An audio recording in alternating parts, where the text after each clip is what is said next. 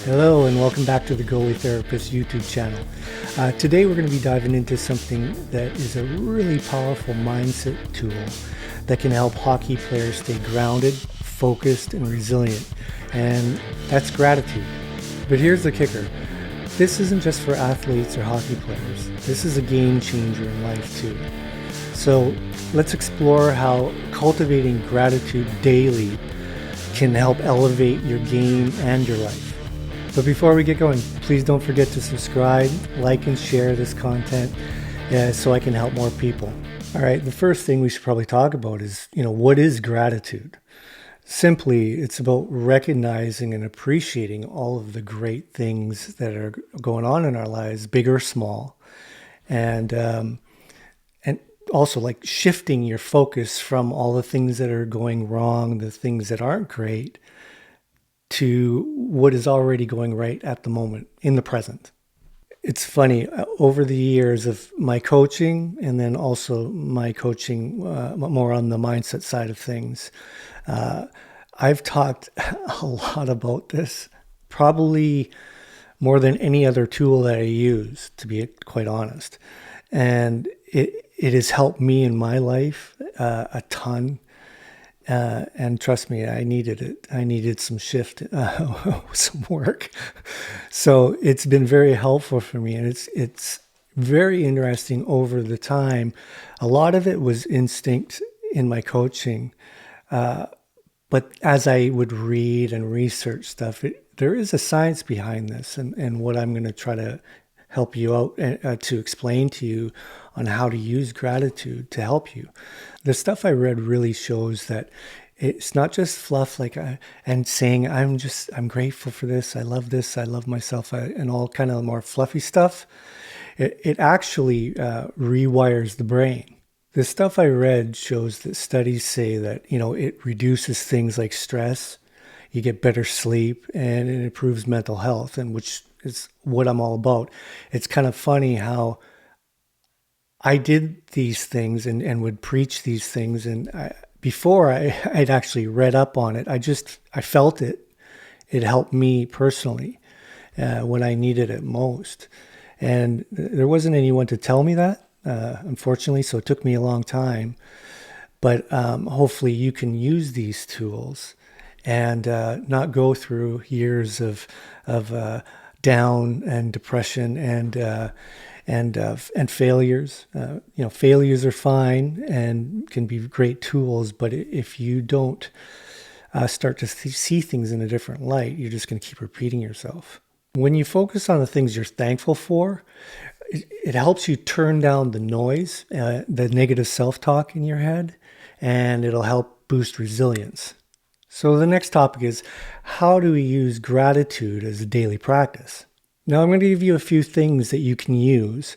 And I just want you to know, though, that not everybody does all of these. I don't lay out for every client I have or speak with that to start to develop a life of gratitude and implement this stuff, that you need to do this, and this every single day. And turn it into wake up in the morning and just do affirmations and whatnot. It's not how I roll. Everybody's a little bit different. Take what you want from this. For me, for example, how I did it and continue to do it is I don't write a bunch of stuff down daily. That's not how I do it. But I am very good at reminding myself and having triggers that kind of wake me up and make me realize that I should be thankful. I'm living on this planet right now, and I've got my grandkids, and I've got a lot to look forward to in the days to come, and how my day is today.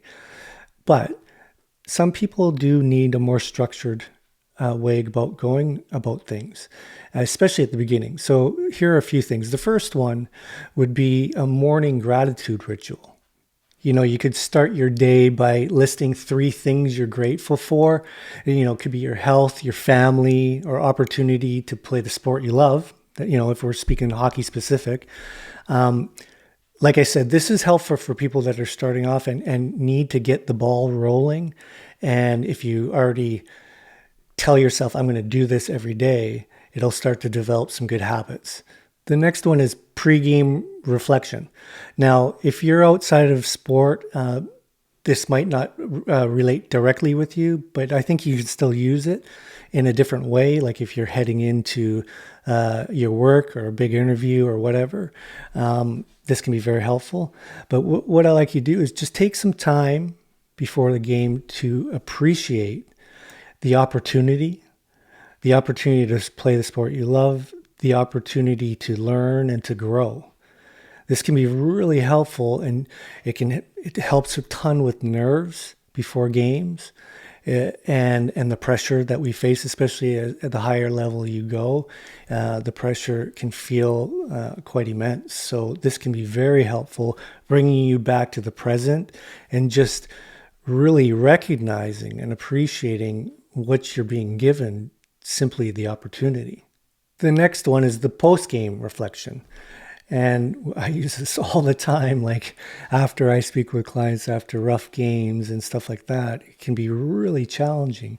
But I do the same thing with them and try to encourage them, or even if they're talking negatively about the game, I will ask them about certain points that were good in the game, things that you did well, what you're thankful for about it, that you had the opportunity. And if you didn't do well, what you learned from it is a good thing. It's actually a good learning tool that you're going to take into the next game and moving forward. So that's a great thing.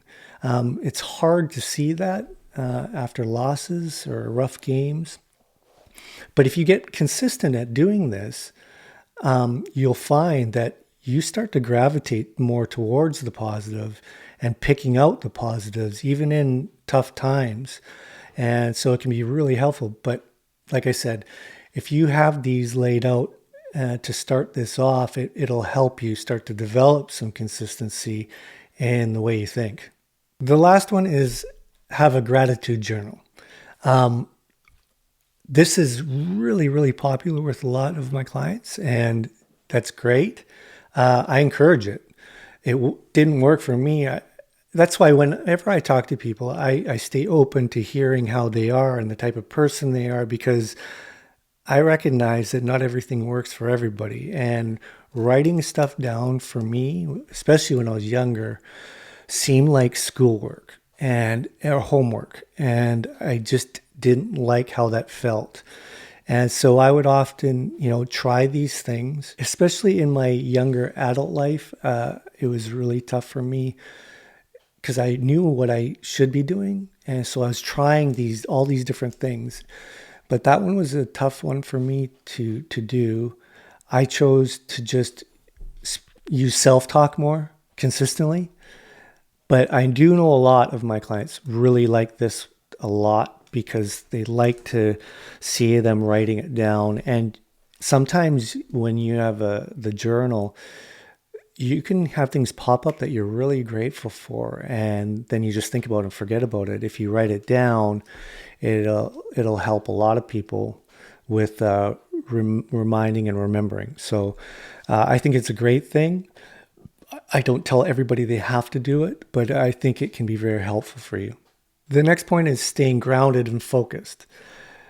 Gratitude helps you stay in the present, like I've mentioned before. And when you practice this consistently, it can really help you with your sports and high-level sports in particular, where the pressures become really immense, like I mentioned before. If you can learn to focus on the simpler things, the smaller things like your skills, your teammates, your health, while you're playing these games, while you're with your team, it can help immensely. Now, it keeps you in the moment, helps reduce anxiety and your performance. It really will help. It seems kind of, I think I used the word fluffy, but it can be so helpful to keep the blood pressure down and your ability to just go out and play. Now, I often say that to players when they're talking about scouts coming to this game, or coach says, if this is my last opportunity, or they're going to go with the other guy, all these different things. And I'll often come back with a very simple answer, like, just go and play, man, and have fun. And it's very hard for people to see that at the beginning. And it sounds like, they paid this money to work with me, and they're expecting some crazy amount of work to be done, and things to write down. But sometimes it is that simple. Not all the time, but that's the start. You got to get back to being thankful for what you're being given, even if it's a very small thing. And if you can start to learn to do that consistently, I promise you this. I promise it'll help you in every way in your life. I can't promise you you're going to make the NHL or whatever it is that you're trying to achieve, but I know you're going to be better off for it, and you're going to be a healthier, happier person for it. The benefits of living with gratitude in sports and in life are just probably one of the most, if not the most important things that I teach my clients. It's so important. And you know what's crazy? When you live this way, if you really start to live like this, you unload a whole different aura, and it helps with teammates, helps with the locker room, helps with your coaches. And ultimately, you're trying to do this for yourself to feel gratitude so you can live a better life, but it'll help others as well. It's like having a really good captain that is just really positive and supportive. You can be a hard ass as a captain, that's fine, but just a positive person, that shit leaks out and it rubs off on other people. And have you ever had, on the opposite end of things, a player on the team that is always bitching and always negative? That becomes a virus, man. And that also unloads on the team and can really hurt a team. So if you learn to live with gratitude, it can help your team and others as well. The last thing I want to bring up is maybe a tip or two to help get this ball rolling. And that is consistency. That's the number one thing. And don't give up on it. Just keep doing it and start small. You don't have to do every single thing that I just brought up. Like, if you just get a book and start writing that stuff down, if that's your way, the one thing that gravitated towards you, yeah, I can do that. I think that would be helpful. And just start writing a few things down. If it's all four of those points, and you want to get up in the morning and start talking to yourself, and having some real positive, grateful self-talk, and do that, you can start there. But the biggest thing is be consistent about it. It's like any skill. If you're a hockey player, if you're trying to get better at a skill, you need to be consistent and repetitions. So just stay with it. That's probably my biggest advice when it comes to having that mindset shift of living with gratitude. And you'll see there's a lot more to be grateful for than you think. Even when stuff is really bad, if you're in the position right now where things are really not good for you, I still believe that you can find something to be grateful for. And when you start to look, you'll find. So that's my challenge for you today. Pick one or two of these things and implement them into your life and start living with gratitude. I really do believe with all my heart that this will help you guys. I wanted to show you. From the very beginning, when I first started this business, the goalie therapist, I had on my hats, I don't know if you can see, you can't see it. It says gratitude on there. And it also says humility and grace.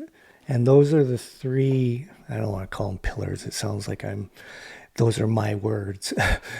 But those are three words that I live by in my own life. I try to, and I really try to use that to help others. And gratitude is is the biggest one of all. And if you can do that, I can't promise you the NHL, but I can promise you that it will help you. Well, that's all I got for you for today. I hope you found this helpful. If you did, please share it with someone you know that you think it might help. And don't forget to subscribe and like, and we'll talk to you soon. Peace.